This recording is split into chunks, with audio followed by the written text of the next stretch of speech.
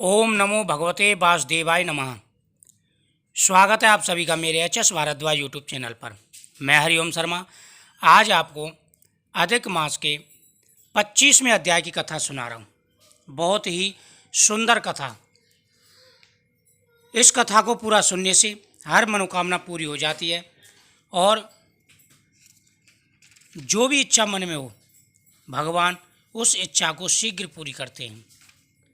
इस प्रकार से वाल्मीकि जी बोले, अगस्त जी, राजा चित्रबाहु के पूर्व जन्म की कथा कह करके सत्कार को प्राप्त होकर के नाश रहित आशीर्वाद दे करके वहाँ से चले गए। यानी अगस्त जी ऐसे पूर्व जन्म की कथा बता करके और उनको राजा को आशीर्वाद दे करके अपने आश्रम के लिए चले गए। राजा दृढ़ धनवा बोले कि हे ब्राह्मण, हे मने, अब कृपा करके पुरुषोत्तम के व्रत के उद्यापन की विधि कहिए। पुरुषोत्तम मास के कृष्ण पक्ष में 14, नवमी, अष्टमी इन तिथियों में उद्यापन करना चाहिए। अब बता रहे हैं कि किस प्रकार से उद्यापन करना चाहिए। पुरुषोत्तम मास पूरे बात जो व्रत रखते हैं, नियम निभाते हैं, उनको उद्यापन किस प्रकार से करना चाहिए। 14, नवमी, अष्टमी इन 3 तिथियों में उद्यापन किया जाता है। इस पुण्य पुरुषोत्तम मास में प्रातःकाल उठकर प्रातःकाल को सब क्रिया करके जैसे सामग्री मिले उसी से 30 ब्राह्मणों को न्योता देवे। यानी 30 दिन होते हैं तो एक दिन का एक ब्राह्मण, इस प्रकार से 30 ब्राह्मणों को न्योता देना चाहिए। अगर 30 ब्राह्मण को भोजन कराने की बस की ना हो तो 5 ब्राह्मण या 7 ब्राह्मण को ही न्योता दे के आ सकते हैं। दोपहर में सुंदर मंडप बनावे। यानी ब्राह्मण को न्योता देने के बाद में फिर अपने घर पर मंडप बनावे। मंडप के ऊपर तांबा या मिट्टी के छिद्र रहित 4 कलश स्थापित करें। मंडप बनावे और मंडप में 4 कलश स्थापित करने चाहिए। अगर 4 कलश स्थापित ना कर सके तो चौकी पर 1 कलश स्थापना जरूर करनी चाहिए। चारों दिशाओं में पुरुषोत्तम भगवान की प्रतिमा के लिए कलशों पर श्रेष्ठ नारियल धरे।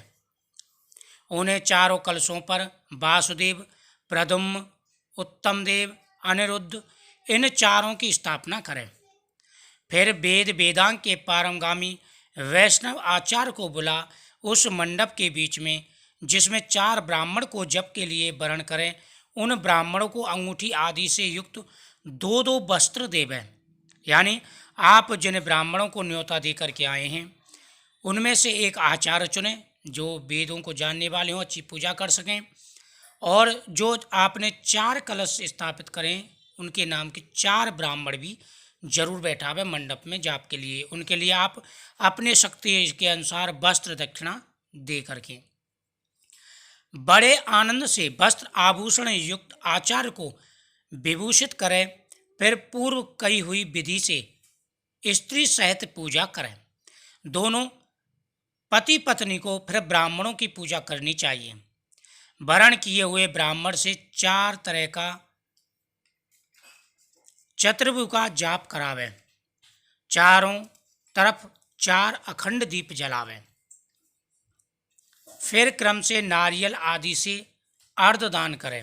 अर्घ देने का मंत्र कि हे देव देवेश, हे पुराण पुरुषोत्तम, हे हरे, आपको नमस्कार है, राधा सहित मेरे अर्घ को स्वीकार करें। इस प्रकार से ब्राह्मणों की पूजा करने के बाद में फिर भगवान श्री कृष्ण को अर्घ देवे। उनसे प्रार्थना करें कि हे प्रभु, आप मेरे अर्घ को स्वीकार करें। राधा सहित आप मेरे अर्घ को स्वीकार करें, मैं आपकी शरण में हूँ। नवीन मेघ के समान श्याम, दोनों हाथों में मुरली लिए हुए, पीताम्बर धारण किए हुए राधा सहित पुरुषोत्तम देव को मैं नमस्कार करता हूँ। फिर राजा सहित श्री हरि को पुष्पांजलि देवें। फिर स्त्री सहित भगवान को साष्टांग प्रणाम करें। फिर ब्राह्मण को सुवर्ण सहित पूर्ण पात्र देवे और फिर आनंद से आचार्य को बहुत सी दक्षिणा दें। यानी इस प्रकार से पहले ब्राह्मण को वहाँ पर बैठाए, जहाँ पर कलश स्थापना की है। और अगर आप मंडप ना बना सकें तो एक चौकी भी बना सकते हैं, उसके सामने आप ब्राह्मण को बैठा करके और उनको भोजन करा सकते हैं। उसके बाद में आप भगवान से क्षमा याचना करें और जो भी पदार्थ आपके पास उपलब्ध है उसी से भगवान की पूजा करें। नवीन मेघ के समान श्याम सुंदर मेरी पूजा को स्वीकार करें। इस प्रकार से पूजा करने के बाद में फिर आचार्य को विदा करें। पश्चात भक्ति से स्त्री सहित आचार्य को वस्त्र आभूषणों से प्रसन्न करें और जितने अपने बस की है, जितना बस की हो सके उतना जो है आचार्य को, ब्राह्मण को द्रव्य और दक्षिणा दे करके संतुष्ट करना चाहिए। फिर ब्राह्मणों को उत्तम दक्षिणा देवे। स्त्री पुरुषों के पहने योग्य वस्त्र शंकर पार्वती के नाम से देवे। 8 प्रकार का पद देवे और जूतों का जोड़ा देवे। यानी वस्त्र दे और वस्त्र ऐसे दे कि उसे जो है ब्राह्मण ब्राह्मणी पहन सकें। उसके बाद में जूतों, पद दान का बड़ा महत्व होता है, जूता दान का, चप्पल दान का बड़ा महत्व होता है। खड़ामू दान, जूता दान, इनका महत्व बहुत होता है। इनका दान करने से हर प्रकार की परेशानी दूर हो जाती है और पूरे पुरुषोत्तम मास का फल दोगुना होकर के मिलता है।